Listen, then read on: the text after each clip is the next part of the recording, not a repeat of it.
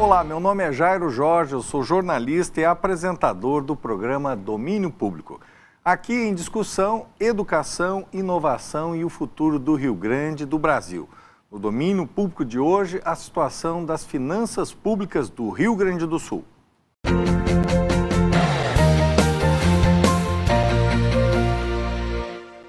O Rio Grande vive um momento grave nas suas finanças públicas. Com a redução da arrecadação, isso afeta também a receita e prejudica os serviços na área da saúde, na educação e na segurança. Desde julho de 2015, o governo atual parcela o salário dos servidores. Para discutir a situação das finanças públicas no domínio público de hoje, nós convidamos o Dr. Celso Maliani. Ele é auditor fiscal da Receita Estadual, é presidente do Sindifisco Rio Grande do Sul e responde pela diretoria de aposentados e pensionistas da FENAFisco, a Federação Nacional do Fisco Estadual e Distrital. Graduado em Ciências Contábeis e Ciências Jurídicas e Sociais, é pós-graduado em Gestão Fazendária. Na Secretaria da Fazenda, ele atuou na CAGE, junto à Divisão de Auditoria, e ocupou também a Divisão de Gestão de Sistemas. Atuou no SINDAF, como membro do Conselho Deliberativo desde 2001 e no Sindifisco como vice-presidente em 3 gestões. Também é nosso convidado o Dr. José Martins, que é auditor público externo do Tribunal de Contas do Estado desde janeiro de 1991. Ele é presidente do Sindicato de Auditores Públicos e Externos do Tribunal de Contas do Rio Grande do Sul, CEAP Sindicato, e um dos coordenadores da Auditoria Cidadã no Rio Grande do Sul. Ele é mestre em Economia pela Universidade Federal de Santa Catarina. Doutor Celso, hoje nós vivemos essa crise profunda, né? Essa é uma crise de receita ou uma crise de despesa? Como é que o Sindifisco, como é que hoje, né, os auditores avaliam esse momento? Em primeiro lugar, saudar aos telespectadores e agradecer a oportunidade da gente poder, enfim, conversar, falar um pouco sobre os problemas do nosso Estado. É difícil você separar uma crise de receita ou de despesa. Existe, na realidade, uma crise nas finanças públicas que exige uma postura de gestão frente às receitas e frente às despesas. Então, o que nós vemos hoje é a importância de você, evidentemente, controlar o gasto público, mas de você priorizar a obtenção de novas receitas. O Estado tem que corrigir o processo de busca da receita, né? Tem que ter um outro olhar sobre a receita do Estado do Rio Grande do Sul. Então, eu te diria, nesse começo de programa, que essa é uma crise de finanças públicas que não é nova, né? Por vezes, se analisar os últimos 40 anos, gerir a crise parece que está sendo uma estratégia, né? Mas dizer que sim, que é preciso olhar o caminho da solução da crise pelo potencial de receita que tem o Estado do Rio Grande do Sul. E é pelo um posicionamento forte de trabalho da Receita Estadual que nós defendemos o caminho de solução da crise nas finanças do Estado. José, como é que o senhor vê as origens dessa crise, né? Hoje temos um efeito perverso, né? Recai principalmente sobre os servidores, afeta serviços essenciais, né? Como nós estamos vivendo hoje, especialmente na segurança, mas também em educação e saúde. Onde estão as origens dessa crise, né? Na sua opinião? Bom, em primeiro lugar, da mesma forma que o Celso, agradecer o convite para participar do programa Domínio Público, cumprimentar a audiência do programa, o nosso apresentador aqui. A crise, ela não surge agora, né? Ela tem raízes estruturais. Ela é mais profunda do que esse momento em que nós estamos vivendo. Virou moda enfrentar a crise com terrorismo fiscal. Ou seja, tanto na União como aqui no Estado, a gente tem sido bombardeado com informações de que o Estado deficitário é um problema para a nação e é um problema para a comunidade rio-grandense. Recentemente, semana passada, o próprio governo do Estado, num evento de divulgação do relatório da dívida pública, trouxe um estudo, né, a partir de um dos palestrantes, mostrando que os estados da nação, desde a década de 40, vêm sendo deficitários, com raros momentos de superávit orçamentário.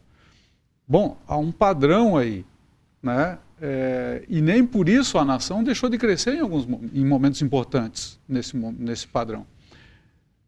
É importante para que a economia seja dinamizada, que em momentos de crise o Estado seja realmente deficitário. Ou seja, ele, naquele momento em que o setor privado não dá conta de fazer com que a economia seja dinâmica, o papel do Estado é fazer isso, né? Acontece que a gente vive um momento de pensamento dominante na economia que prega exatamente o contrário, né? Como se o Estado fosse uma economia doméstica de uma família e tenha que sempre gastar menos do que arrecada. Isso não é verdade. Não é assim que a economia funciona. E aquilo que serve para o agente econômico individual não serve para o conjunto da economia, né? Ele afeta a economia de uma forma perversa, de forma que diminui a receita, né? Aumenta o desemprego, né? E não gera condições para dar um salto adiante. E é isso que nós estamos vivendo hoje, né? Então, é claro que o estado do Rio Grande do Sul, assim como diversos outros estados da nação, precisam resolver problemas estruturais, né? Nós temos problema previdenciário, nós temos problemas de precatórios, nós temos uma série de coisas para resolver.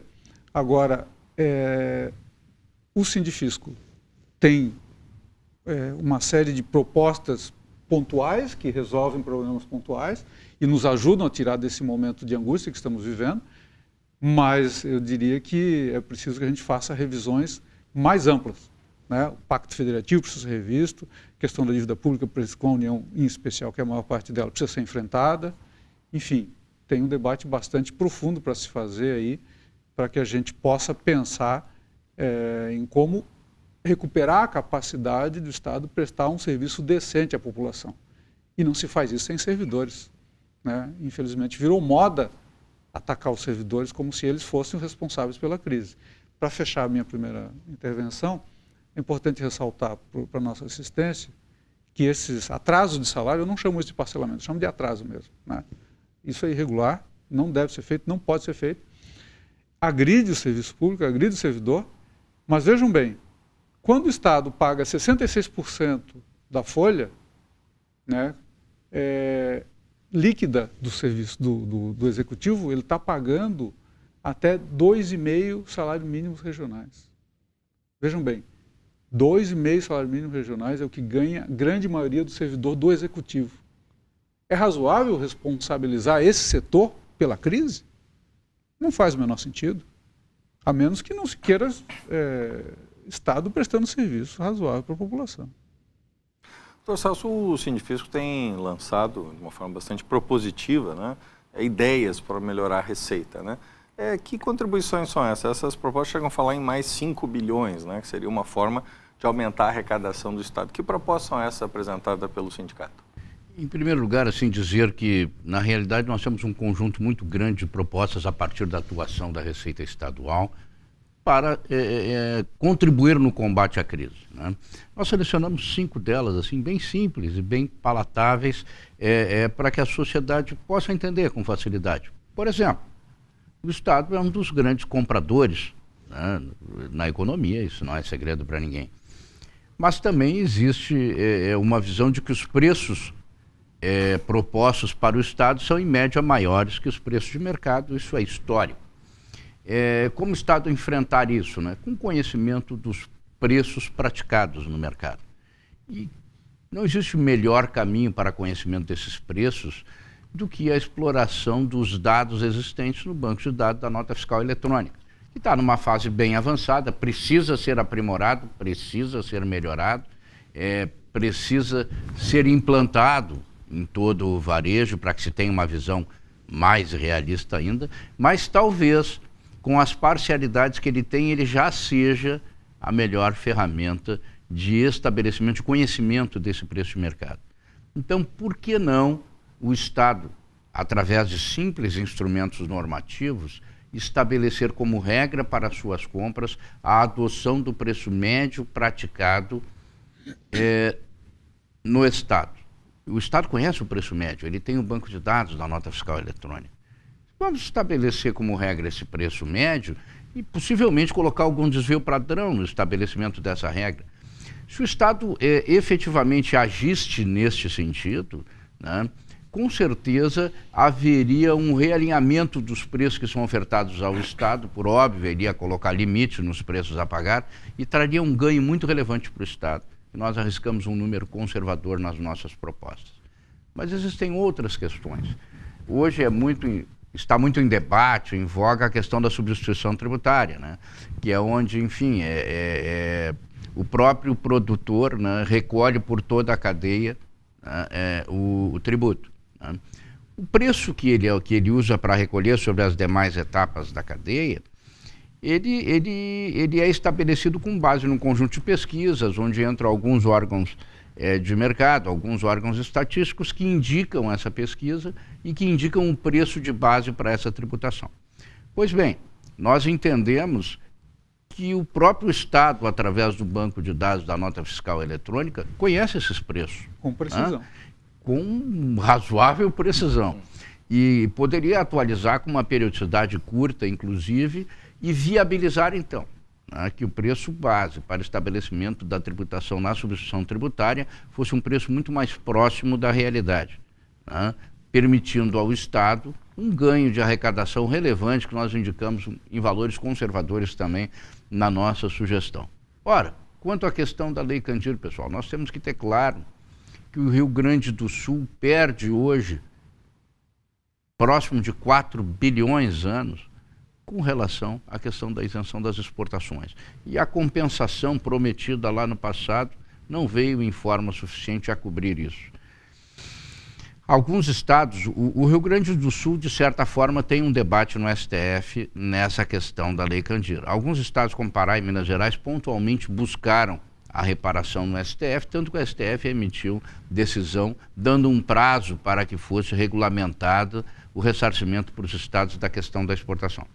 Nós estamos sugerindo que o Rio Grande do Sul se junte politicamente e vá lutar pela busca imediata desse retorno. Estamos imaginando que se retornar em torno de 1/3 desse valor que é perdido anualmente, já vai haver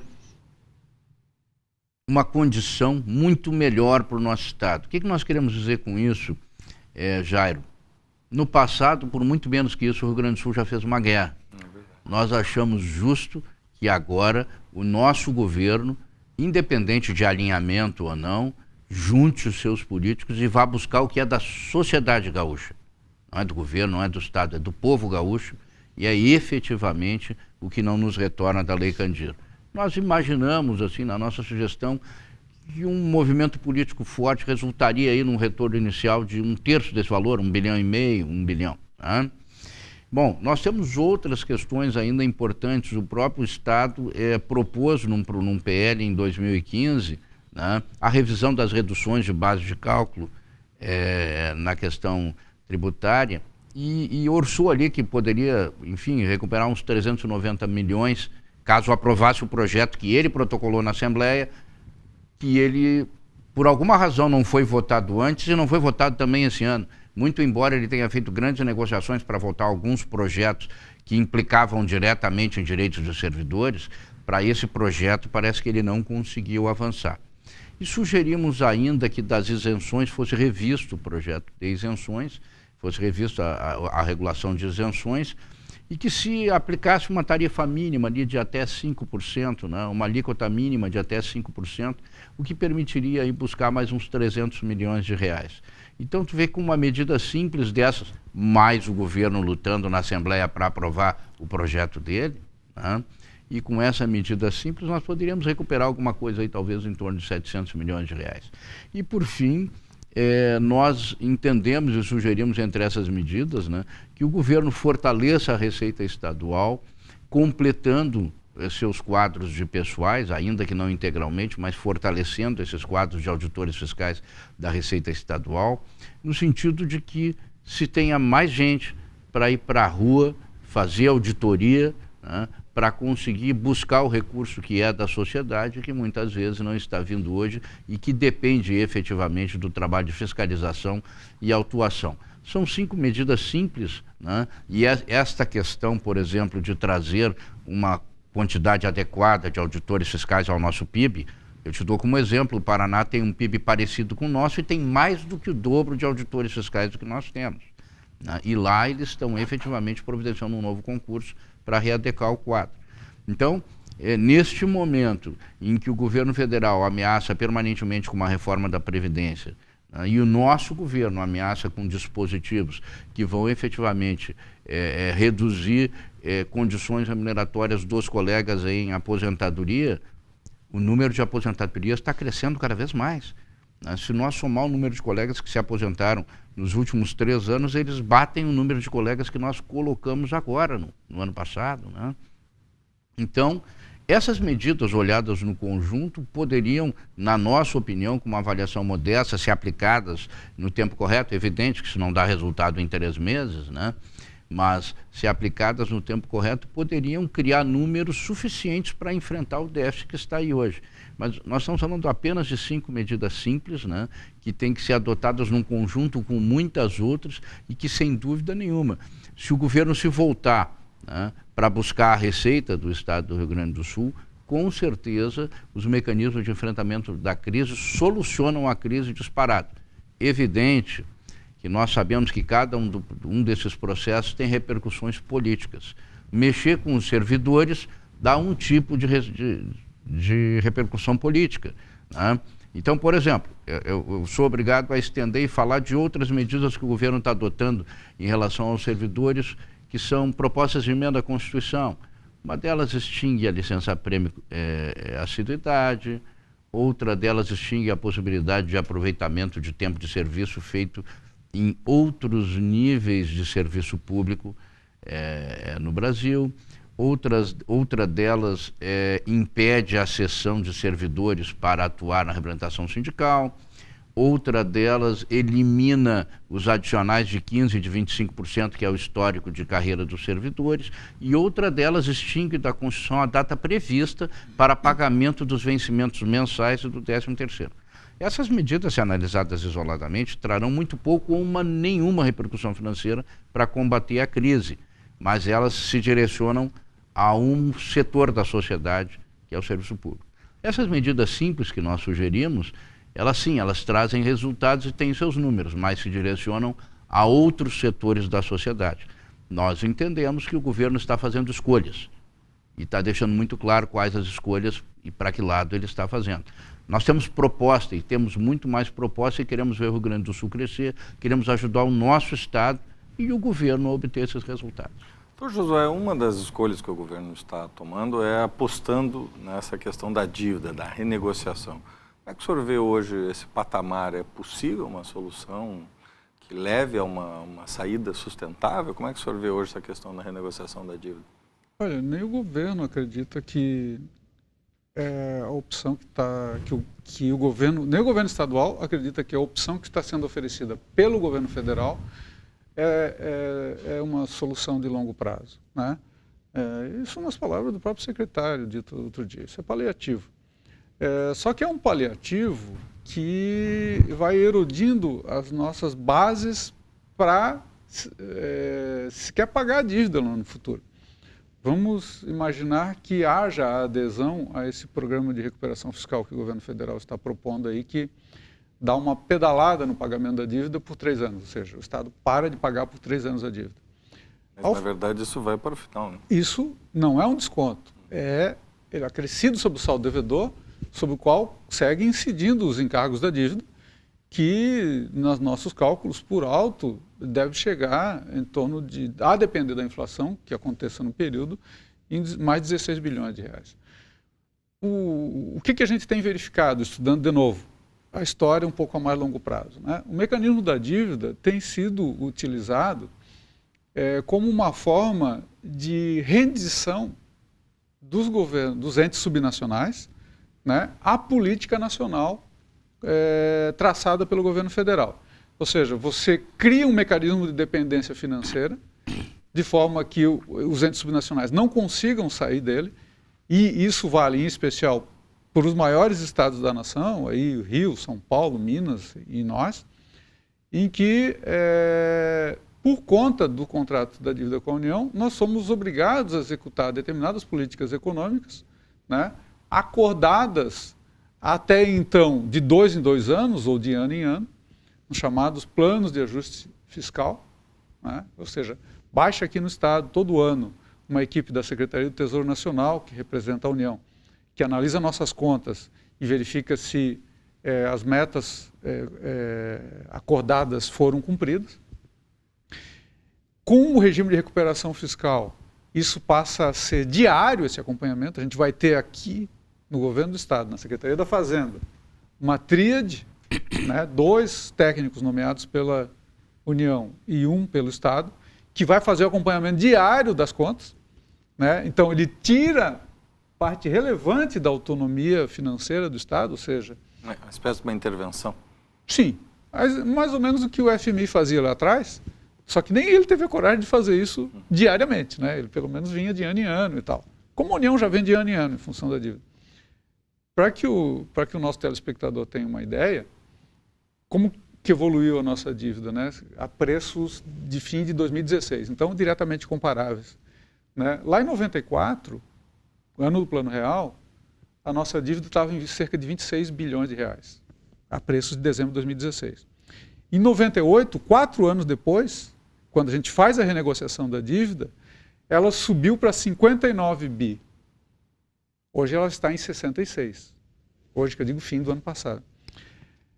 Em 98, nós fizemos um acordo com a União que era a salvação da lavoura, ia resolver todos os nossos problemas. Só que aumentou a dívida. A dívida aumentou levemente, né? O que seria razoável? Que o acordo trouxesse a dívida a patamares civilizatórios. Não aconteceu.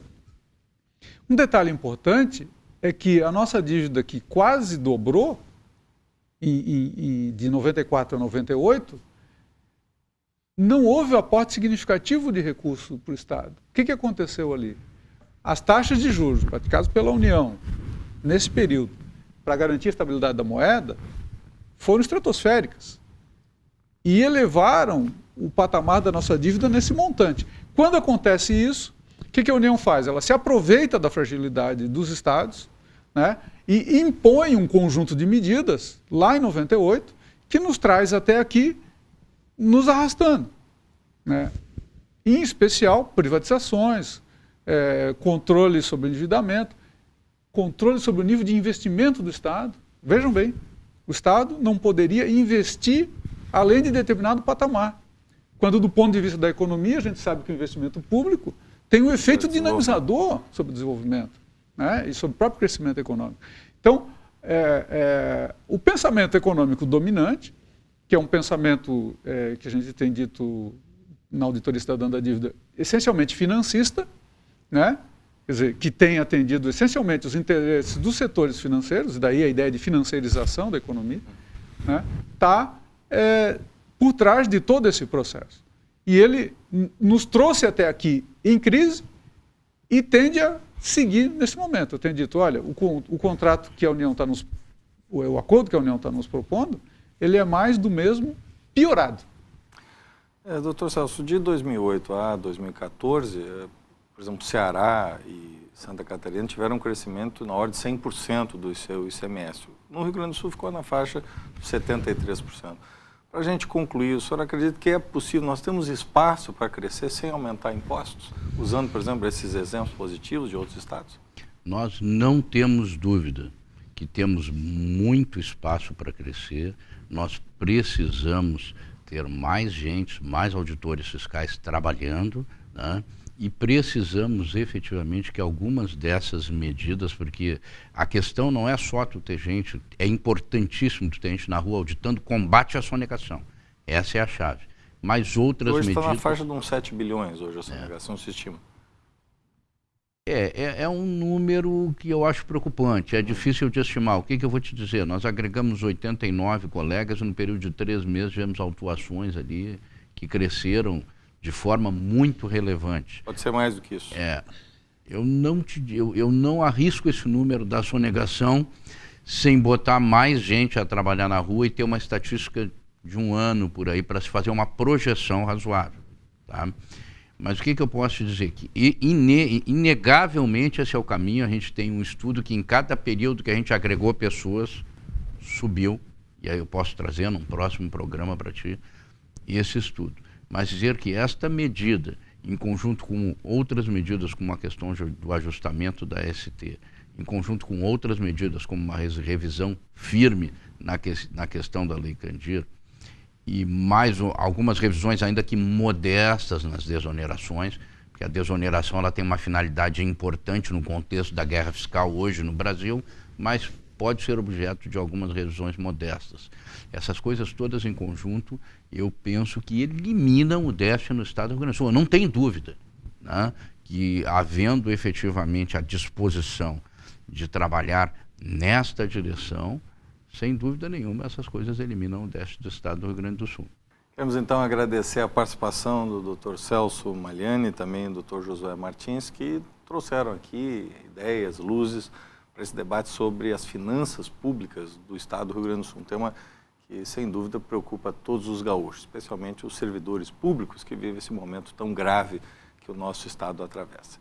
Agradecemos a sua participação, a sua audiência e deixamos as redes sociais para contribuições, sugestões, ideias para o nosso programa Domínio Público. Nós voltamos na próxima semana, no próximo domingo. Até lá!